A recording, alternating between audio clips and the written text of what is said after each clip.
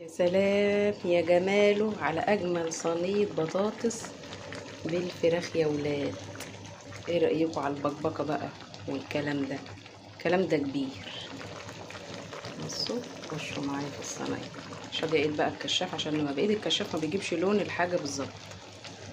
هو ده بقى اللون.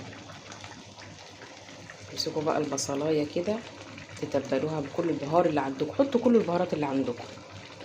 وبعد كده بتنزلوا بقى بقرنين فلفل شطه، تكون انت بقى عصره طماطم، وتدوهم تشويحه الفلفل والبصل مع بعض. وبعد كده تنزلي بالطماطم، وبعد كده يا دوبك غلوه واحده والبطاطس بقى تنزل.